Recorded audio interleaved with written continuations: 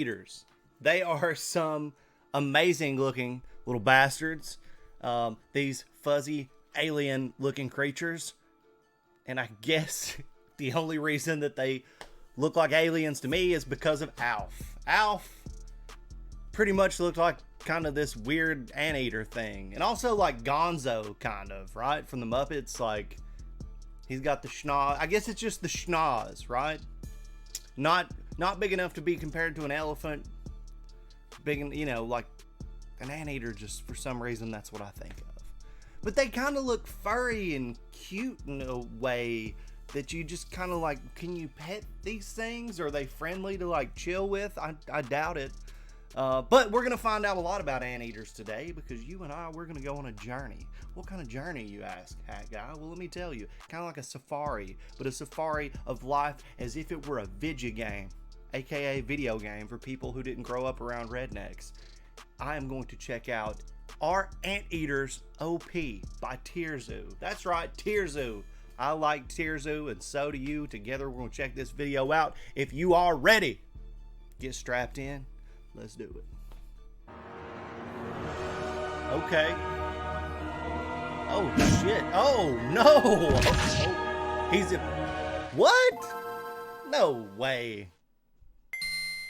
Really? Ants are one of the most overpowered factions in the game.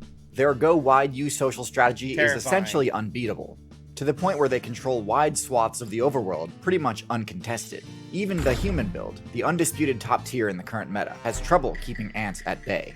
And with their huge variety of incredible abilities, from acidic projectiles and powerful stingers to coordinated attack strategies and terraforming abilities, I don't think it's much of a surprise that ants are such a meta-defining force. And yet, there's one build which can obliterate an entire colony in only a few minutes, the Anteater.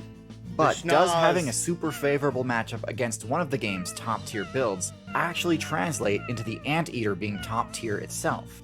There's so much more to the Anteater build than just being able to solo an entire colony of ants with ease. So in today's video, we'll discuss all the abilities and weaknesses of the Anteater build to determine: are they OP? Anteaters are only playable on the South America server, in both jungle and savanna biomes. And this is not an easy server to try to carve a niche into. I know I drone on a lot about how OP African builds are, but the Amazon rainforest is home to some of the most fearsome predators in the game, including the snake build with the largest size, and the felid build with the most powerful bite, among many other incredibly dangerous predators. Meanwhile, the Anteater's closest living relative is the sloth, a build with so many devastating flaws that I currently rate it as the mammal furthest down on the tier list. So how is it that the Anteater is able to survive such a hostile metagame? Well, they may be closely related to the pathetic moss-covered slugs that Human Faith builds named one of the 7 deadly sins after, but they're also related to this, Megatherium, the gigantic ground sloth that was capable of one-shotting a saber-tooth. And in my opinion, Anteaters take after this type of sloth. To see what I mean, let's look at their stats. There is some variation among different Anteater builds, which we'll get into later in this video, but for now we're going to focus on the giant Anteater. Pulling up the analysis, 2 things jump out right away. The first is their shockingly high HP stat.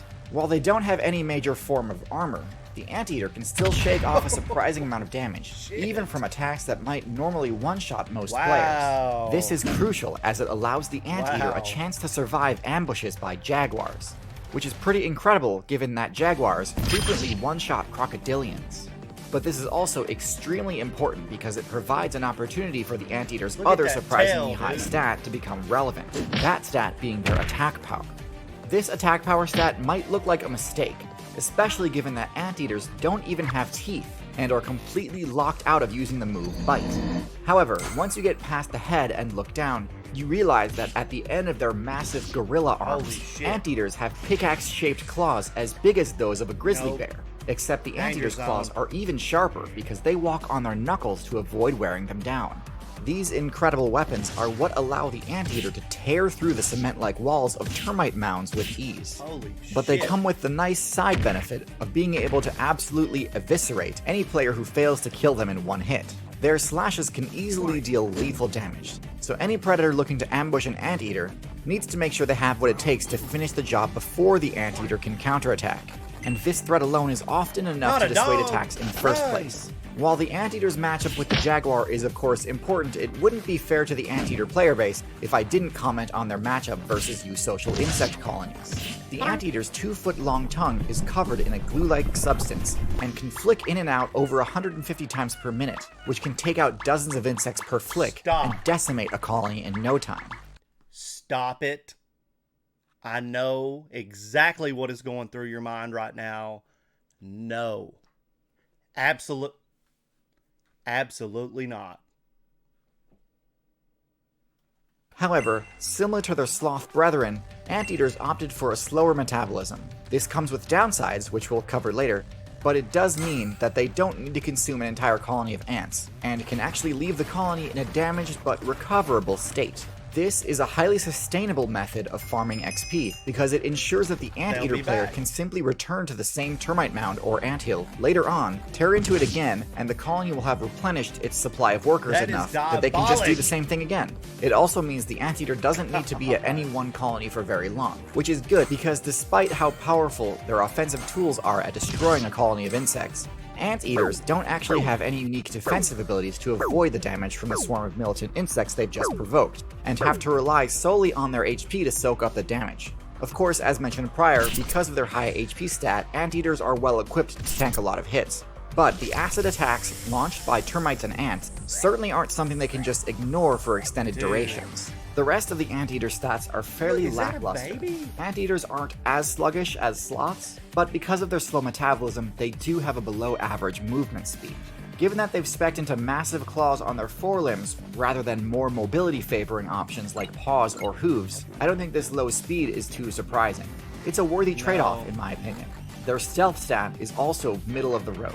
They don't stick out as bad as some builds, but aren't the best camouflaged either. The Anteater can hide under its bushy tail, disguising itself as a bush while also shielding itself from the cold. But as far as plant-style disguises go, there are certainly more impressive displays out there. The Anteater's intelligence isn't great either. They'd form quite a formidable force in groups, yet rarely engage in team strategies, if ever. Their last main weakness is their poor eyesight. It's a good thing they don't go down in one hit, because the tiny eyes on the sides of their heads do not give them the best odds at detecting an ambush before the attacker is within striking range. Next, let's delve into some of the individual variants of the Anteater. The giant Anteater is by far the most powerful, at the cost of its mobility. The giant Anteater is the only variant that lacks the ability to climb trees. Despite their claws being phenomenal for hooking into trees, giant Anteaters simply are too cumbersome to venture into the canopy. There are two other variants of the Anteater build, and both variants are much better at climbing. First is the Tamandua.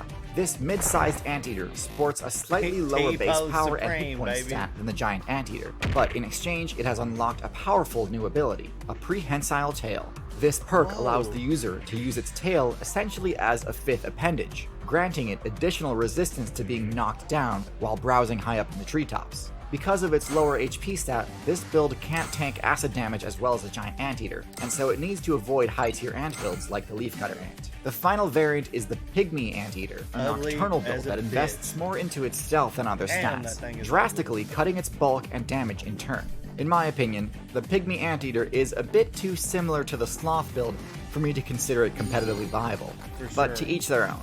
Although the ability to climb does come in handy for escaping predators, the giant Anteater doesn't seem to miss it much.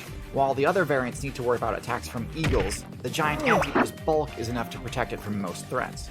Its matchup versus the Jaguar is still pretty risky, but it's better than most. So I'm going to give the giant Anteater a rating of A tier, while the Tamandua gets a rank of B tier, and the Pygmy Anteater gets a D tier rank. Oh wow, D. Well, it seems giant Anteater is the way to go. I mean, that guy was actually pretty fucking impressive. When I saw those meat hooks, I was like, okay, no, I do not want to pet him. I do not want to pet him at all. Holy shit. You could just see one of those things grabbing a hold of your fucking calf or something, or like getting at you like scared and fucking latches onto you with that thing. He can't bite you, but he can just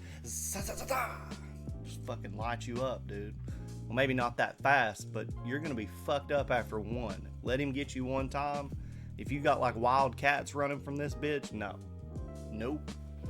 I did think that the tail was really cool, and the fact that it like lays it over top of its body to like kind of reminds me of Solid Snake in the Box. It's pretty dope. Pretty good skill to have. What do you think about these giant anteaters and just anteaters in general? Would you try to pet one? I'm interested to find out if I'm just bitch made and too big of a poos to try and pet one. I don't know. I don't think so. I think that's just using the dome piece, because holy shit, that thing could probably get you. Like he said, man, they walk on their curled up fucking meat hooks. Like, no, dude, no. I mean, they're kind of cute, ugly enough to be cute, and I think they're kind of cool. But I'm damn sure not going to be trying to pet a giant anteater anytime soon. Thank you guys for checking this out. Again, that was Tierzoo. You should go subscribe to that channel. Some really cool shit, especially if you like animals and video game analogies. Very cool stuff. Thank you guys for your time. You guys rock, and I will see you in the next one. Bye.